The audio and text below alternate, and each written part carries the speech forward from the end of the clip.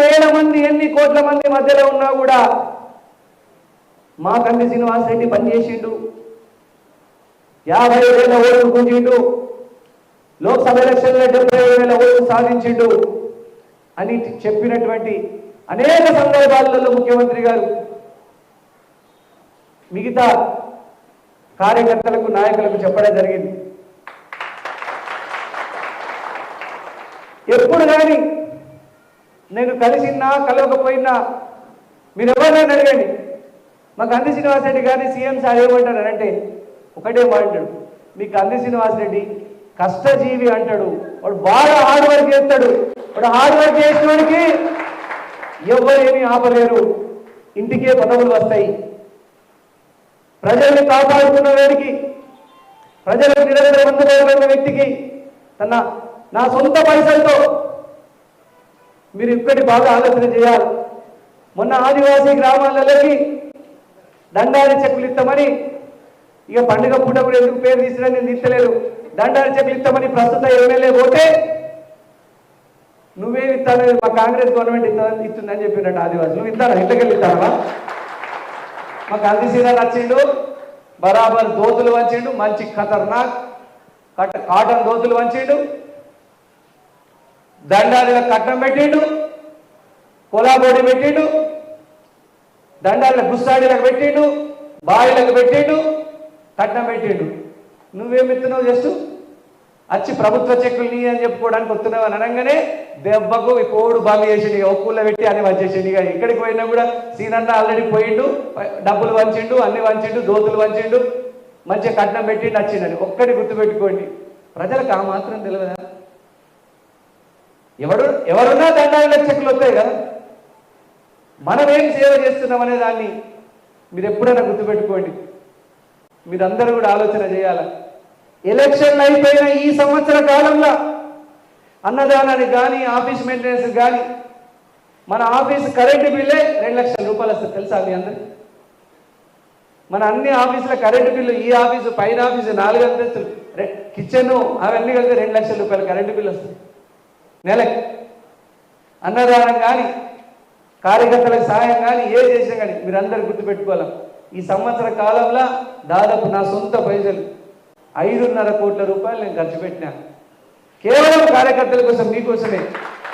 చిన్న ఖర్చు పెద్ద ఖర్చు కొన్ని వార్డులలో మీరు అడగండి, రామ్ కుమార్ గారిని అడగండి. నా సొంత 2 వర్కర్లకి నా సొంత 20,000 జీతం ఇచ్చి మొత్తం క్లీనింగ్ చేపిస్తున్న కొన్ని వార్డులలో, మున్సిపాలిటీకి సంబంధం లేకుండా. మీరు ఎప్పుడైనా కానీ సీనన్న ఆఫీస్ నుంచి కాముడు పుణ్యం కోసం మహిళలు వచ్చినా, శారదాదేవి కోసం మహిళలు ఎప్పుడు వచ్చినా కూడా బుక్కెడు బువ్వదిని ఎంతో కొంత ఆర్థిక సాయం చేసి డబ్బులు ఇచ్చి పంపిస్తుంది తప్ప ఎప్పుడు కూడా కంది సీనన్న ఆఫీస్ పోతే కనుక ఖాళీ కడుపుతో కానీ ఖాళీగా వెళ్ళడం, ఖాళీ చేతులతో వెళ్ళమని ఓరని చెప్పేయండి. ఈ ఒక 2-3 తగ్గబోతుంది చెప్తారంటే రోజు పాటలకు పైసలు ఇవ్వాలి అంటే అలవాటు అవుతుంది, అది ఆరోగ్యం చెడిపోతుంది, ఆరోగ్యం చెడిపోతుంది. మళ్ళీ పోయి ఈయన పోయి వాడు పాట తాగి మళ్ళీ పాపం ఆ అక్కని పోయి కొడితే, వాళ్ళ భార్యని పోయి కొడితే మళ్ళీ అదొక మనకు ఒక పెద్ద లొల్లి. నేను ఒకటే చెప్తా ఉన్నాను, మీరు ఎప్పుడైనా గుర్తుపెట్టుకోండి, ప్రజలు సేవ చేస్తే గుండెల్లో పెట్టుకుంటారు. ఎప్పుడు కూడా గుర్తుపెట్టుకోండి. ఆదిలాబాద్లో నేను వచ్చినప్పుడు నేను ఎంతమందికి పరిచయమో నాకు తెలియదు, కానీ ఇప్పుడు ఆదిలాబాద్లో 95% ప్రజలు మా కంది శ్రీనివాసరెడ్డికి వెళ్తే బాగుండేదని మనస్ఫూర్తిగా అనుకున్న వాళ్ళే ఉన్నారు. రేవంత్ రెడ్డి గారి పుట్టినరోజు సందర్భంగా నేను ఒక్కడే మీకు అందరికి చెప్పదలుచుకున్నా, నేను కూడా రేవంత్ రెడ్డి అని స్ఫూర్తిగా తీసుకున్న మనిషిని. నేనెప్పుడు కూడా నన్ను నమ్ముకున్న వాళ్ళని నేను చేతు విడవను, నమ్ముకున్న వాళ్ళని మీరు ఒక్కసారిగా, నేను రాజకీయాలకు వచ్చి 3 సంవత్సరాలైంది, ఒక్క నాయకుడు నన్ను ముందుకు రమ్మనండి, నేను కంది శ్రీనివాసరెడ్డి సార్ కోసం పైసలు పెట్టి ఖర్చు పెట్టి మునిగిపోయినాను. ఒక్క మనిషిని తీసుకురండి, ఒక్క మనిషి. జోగు రామన్న కోసం ఆస్తులు అమ్ముకొని బర్బాదైన వాళ్ళు, పాయల్ శంకర్ కోసం ఆస్తులు అమ్ముకొని బర్బాదైన వాళ్ళు, కంది శ్రీనివాసరెడ్డి కోసం నేను ఒక్క రూపాయి ఖర్చు పెట్టిన నేను మోసపోయినా అని ఒక్క మనిషి చెప్పనండి. మీకు దొరకడు, మీకు దొరకడు, భూతద్దాలు పెట్టినా దొరకడు. అందుకే నేను ఇక రాజులాగా బతకగలుగుతున్నా, ప్రశాంతంగా 3 పూటలు తినగలుగుతున్నా, నా భార్య బిడ్డలతో ప్రశాంతంగా ఉండగలుగుతున్నా. ఒక్క నిమిషం గడిపిన అరగంట సేపు గంట సేపు అయినా. కంది శ్రీనివాసరెడ్డి అంటాడు, గుర్తుపెట్టుకోండి, నా పైసలు ఖర్చైనా పర్వాలేదు, నన్ను నమ్ముకున్న వాళ్ళకు మాత్రం దూరం జరగదు. గుర్తుపెట్టుకోండి, జరగదు. ఆలస్యం కావచ్చు, ప్రభుత్వం పని కదా. ఒక రోజు ఎవరైనా నా దగ్గరికి వస్తే కనుక నేనేమంటా, మీకు గుర్తుందా కాకా గొప్ప, ఇది ప్రభుత్వం పనే, కరెంట్ కట్కేసినట్టు ఆన్ చేసుడు బంద్ చేసుడు కాదు ఇది. అవునా కాదా? నిజమేనా? ఆలస్యం కావచ్చు, పదవుల విషయంలో కానీ చిన్న చిన్న పనుల విషయంలో కానీ కొంచెం ఆలస్యం కావచ్చు.